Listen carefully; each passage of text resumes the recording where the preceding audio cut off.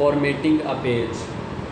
Page formatting refers to the size of the page, its orientation, and headers and footers. There are many other features that can be applied to page formatting. For formatting a page in MS Word, select File, Page Setup and choose the Paper Size tab. Paper size plays an important role in the formatting of the page. Page formatting changes according to size of the page. Changing the size of the page can disturb the formatting of the whole document, so it is strictly recommended to set the page size before going to format it. Document dimensions are also determined by the orientation of the paper. By default, the documents are set to use portrait orientation, where the document is taller that is it is wide. You can also use the landscape orientation, where the document is wider that it is tall. A header is text that is added to the top margin of every page, such as document title or page number, and footer is text added to the bottom margin. Select View, Header and Footer from the menu bar. The header and footer toolbar will appear and the top of the page will be highlighted. Page numbers can be assigned to every page of the document. Select Insert Page Numbers to number the pages of the documents. Introducing columns. You may need to present the text in columns within your document. For example, in most of the newspapers and in some of the magazines, the text appears in column form. Columns are very effective format for certain types of documents. Presenting text in columns is a powerful feature of MS Word. It is very easy to make columns of the text. You can make 2, 3 or more columns by just clicking a single button on Formatting toolbar. To place the text in columns, select Format Columns from the menu bar. The Columns dialog box allows you to choose the properties of the column.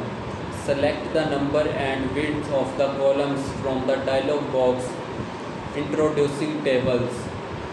Tables are used to display data. Most of the word processors provide you feature to create tables in few steps. The size of the table is limited to only by the amount of page space that can be devoted to it, and tables can be formatted in dozens of ways. Tables are also useful for arranging images and text on a page. You can intelligently use tables to create customized page layout. Creating a table. There are multiple ways to create a table. The easiest one is to create from the menu bar. Select Table, Insert Table from the menu bar. Select the number of rows and columns for the table and click OK. Inserting rows and columns. Once the table is created, additional rows and columns may be inserted into it.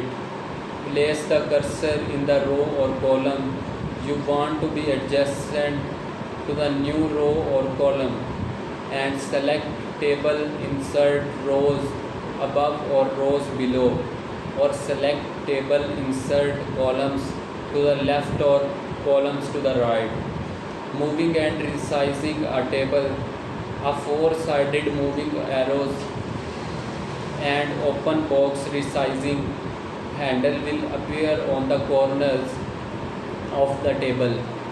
If the mouse is placed over the table, click and drag the four-ended arrow to move the table and release the mouse button when the table is positioned where you want it. Click and drag the open box handle to resize the table. Change the column widths and row heights by clicking the dividers and dragging them with the mouse. Moreover, borders and shading can also be applied to the tables. You can even find many other options to work with tables. Printing a document. Once you have completed your document, you have the ability to print it out. All word processing programs provide this feature. Select File Print from the menu bar.